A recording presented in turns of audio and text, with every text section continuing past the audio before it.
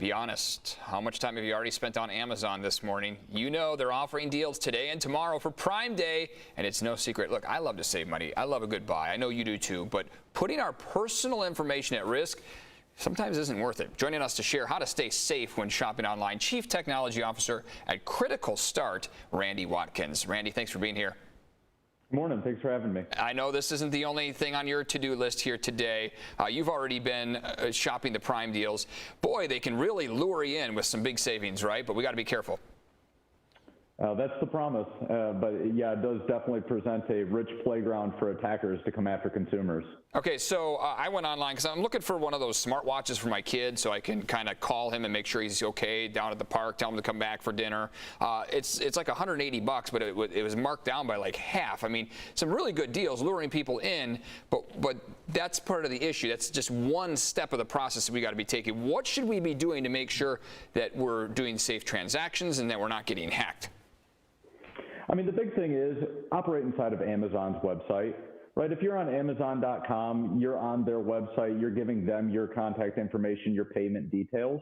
That's what you should be doing. Where consumers generally fall into problems is when they start to stray outside of the websites or when they start to provide that personal information to non-reputable sites. And that's where we run the risk of that information being stolen or misused. Shopping for our debit card or credit card, advice on that? I would personally use a credit card because the debit card is direct access into your bank account and it is immediate withdrawal of funds. Whereas a credit card is a transaction that can be disputed and canceled before it's actually paid out. So I would leverage the credit card, plus the points don't hurt either. Yeah, those points, yeah, whether it's the mileage or cash back, you're right, that goes a long ways.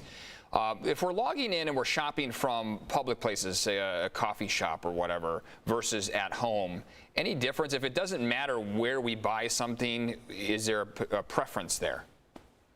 Yeah, so most websites are protected with encryption nowadays to where attackers wouldn't be able to see your communications in plain text if they were also at the coffee shop. But it doesn't hurt to add a little bit of extra protection using a VPN.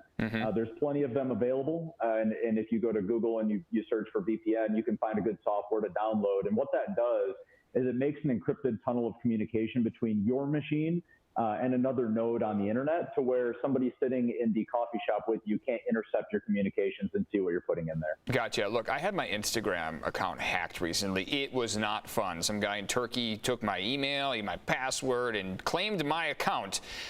Should we be concerned on Amazon that could happen, or what could people do to make sure that someone isn't hacking into their account and taking over their account? Because that can get really expensive.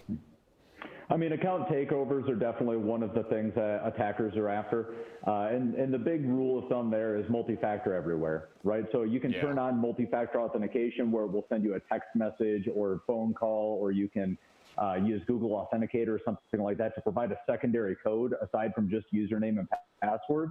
And you should really enable that on every account where that's supported. And Randy, I want to mention this. That was the problem I had. I had an old cell phone as my second authenticator, and so my advice to everyone, just get that information updated in your account as well as on your Amazon account as well. Randy, thanks so much for your time here today. Where can people learn more about your advice and suggestions? Yeah, so if they want to learn more about security or the services we provide, they can go to criticalstart.com for more information. Okay, Randy, thanks so much for your time. Really appreciate it. On top of a lot of folks' minds here this morning. Thanks again. Thank you.